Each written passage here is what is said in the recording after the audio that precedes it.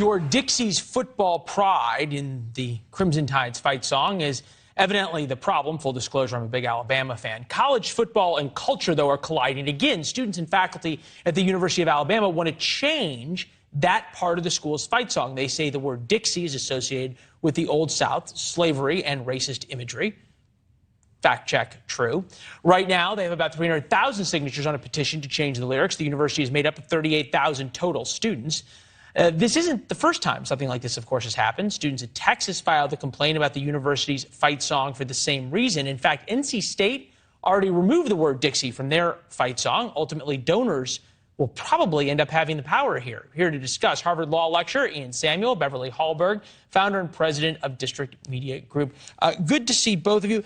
Beverly, why is this so controversial when you have something that objectively harks back to and has been used since as early as late as the 60s and 70s, something of real racism?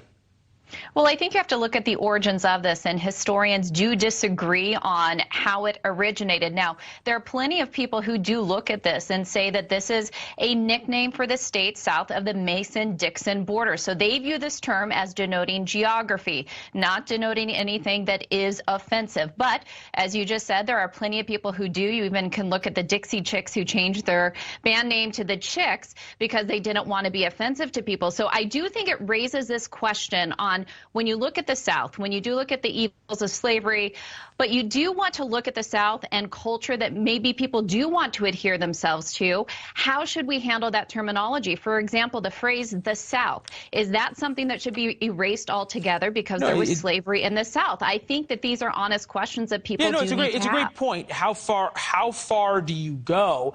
And Ian, this is something that schools even in the North have to deal with, right? About how woke are we going to be? What are our professors going to say? What are professors who speak about conservative values going to be allowed to say and do? And how offensive can they be to kids? From an academia standpoint, is it in the end a business decision for these universities? It all comes down to the donors? Well, I don't know if it all just comes down to the donors, but let's not give up so easily so much ground to the people who profess, woke values and things like that. The term Dixie originated. I mean, the origin of the term, when it got popularized, was by a song by Daniel Emmett called Dixie's Land. Daniel Emmett sang in a blackface minstrels band, okay? That's where the term comes from. And yes, it probably does denote south of the Mason-Dixon line, but that's where it became popular in America. There is no doubt in the world that the term Dixie is a specific reference to a very specific part of the South, which is its Confederate tradition of slavery. Now, I happen to think the South is full of great places and great people, and the University of Alabama has a great football team. Why in the world would you let such a great place be tarnished by what is essentially a slur? The South is too great of a place, and Alabama too great of a school to be holding on to the worst thing that long dead Southerners have ever done. Beverly, you make a great point about how far do we go. But at some point, when you hear Ian lay that out far more eloquently than I ever could, how do you stand by and defend it when it doesn't really mean anything other than being offensive to certain people? The flip side of that, right, is that why do some people hold on to it so strongly?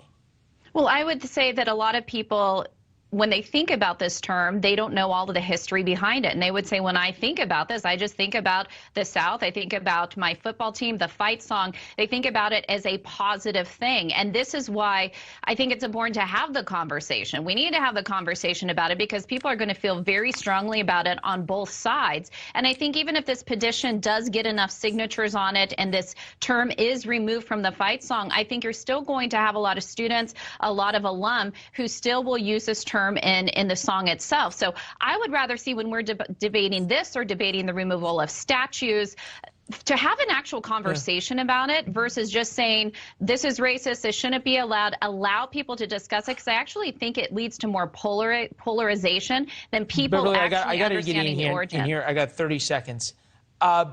What's next? The Ole Miss Rebels have to change their name? How far does this go? And is the anger, you think, in the holding on to things more about not wanting to be told what to do, or is everybody who wants to still call the Ole Miss Rebels racist? Well, I assume that General Sherman burning down their entire loser rebellion didn't help. But the reality is that we'd be doing these good Southerners a favor by disassociating them with their losing campaign to preserve slavery. Like, let's move on from the loseriest, worst thing that anything in that region has ever done and get to the good stuff. Roll Tide is great by itself. What do you need to mess it up with? Hey, Nick Saban's there. I appreciate the invoking of Sherman. That was a good. That's great. I'll see y'all soon. You guys were fantastic. Ian, Beverly, good to see both of you.